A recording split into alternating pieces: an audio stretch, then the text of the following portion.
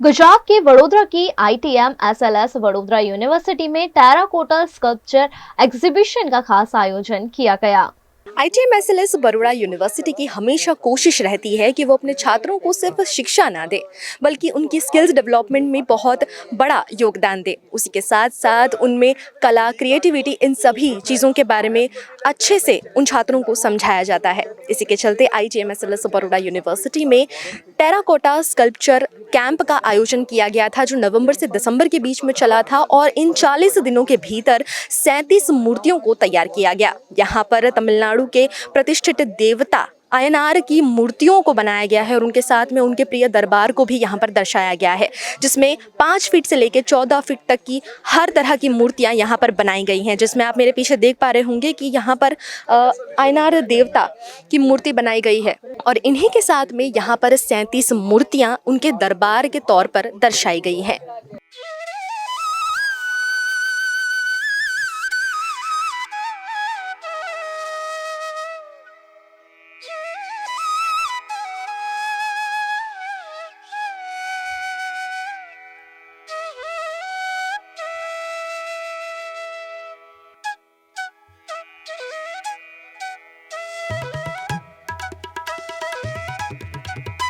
ITM SLS Vadodara university में 20 नवंबर 2024 को 28 दिसंबर तक टेराकोटा स्कल्पचर कैंप का आयोजन किया गया था।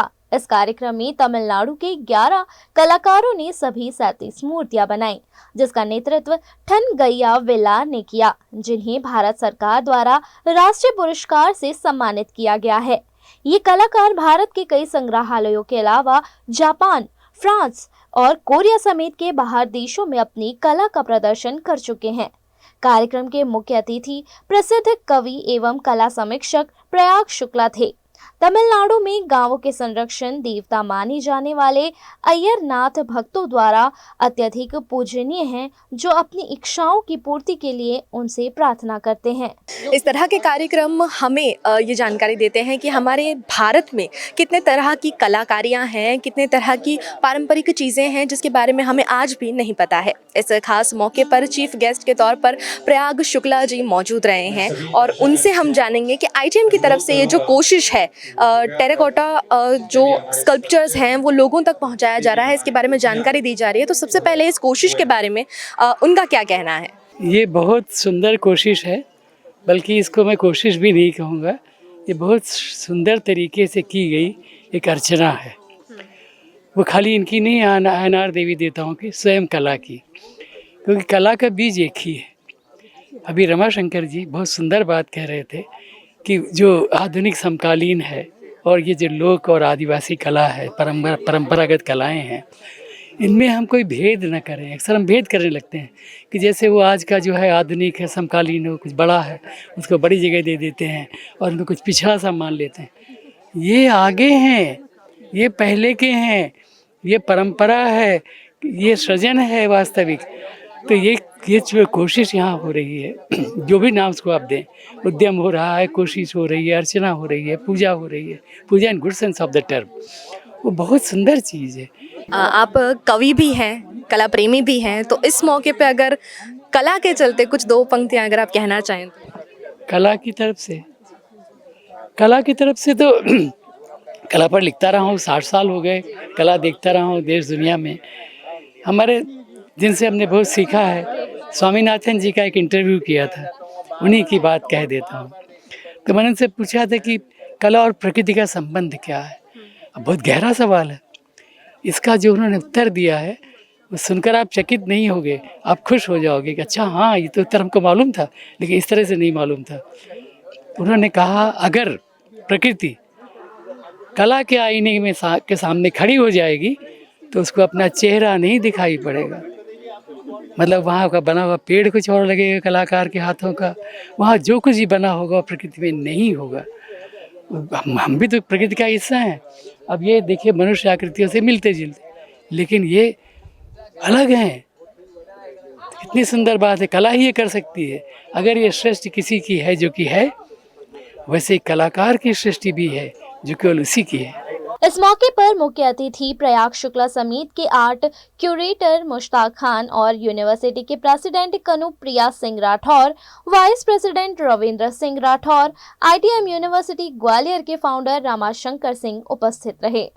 अब हम जुड़ते हैं रविंद्र सिंह राठौर जी से, जो ITM के वाइस प्रेसिडेंट हैं, और उनसे जानते हैं कि आज का ये जो पूरा कार्यक्रम था, इस कार्यक्रम के पीछे की क्या वजह थी। यूँ तो कह दिया गया है कि कला की सराहना हमें करनी है, लेकिन पर्टिकुलरली टेराकोटा आर्ट को लोगों तक पहुंचाना, इसके पीछे क्या खास कारण था सर? ह्यूमन सिविलाइजेशन जब से स्टार्ट हुआ है तो एग्रीकल्चर से हमने स्टार्ट किया, लेकिन जब स्टोरेज की बात आई तो स्टोरेज किस में होगा? Storage of water, storage of grains इकाई में होगा। तो and even for trading purpose also, व्यापार के लिए भी।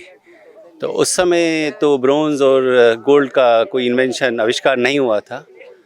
तो उस समय के जो लोग थे उस पीरियड के, तो उन्होंने टेराकोटा को ही चुना, मिट्टी को ही चुना, क्योंकि आग थी और मिट्टी थी।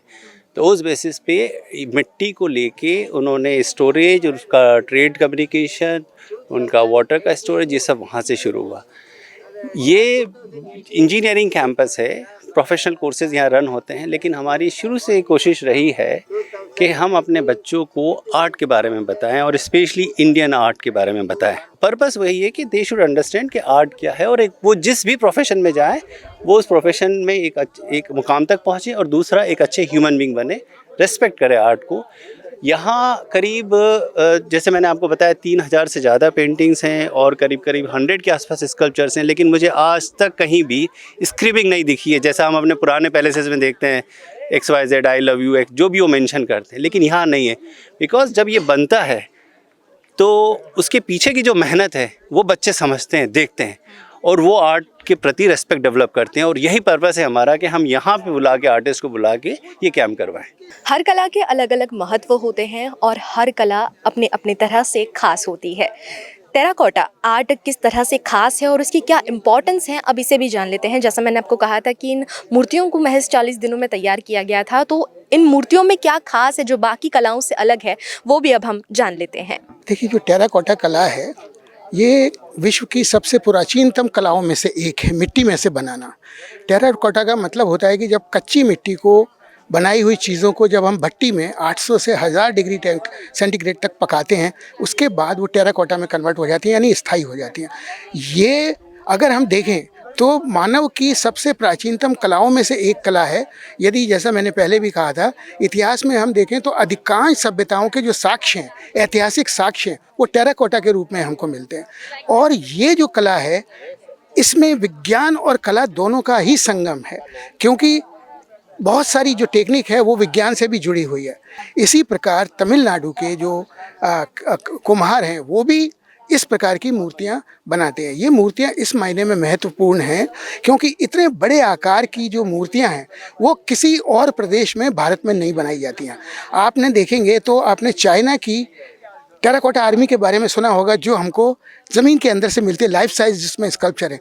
लेकिन भारत में कहीं लाइफ साइज स्कल्पचर या उससे लाइफ से बड़े साइज़ के स्कल्पचर बनाए जाते हैं, इसके बारे में ज़्यादातर लोग नहीं जानते। इस मामले में ये कैंप और ये मूर्ति इसलिए महत्वपूर्ण है क्योंकि पहली बार यहाँ पर मानव और मानव से बड़े आकार की मूर्तियों से लोगों का साक्षात्कार हो रहा है।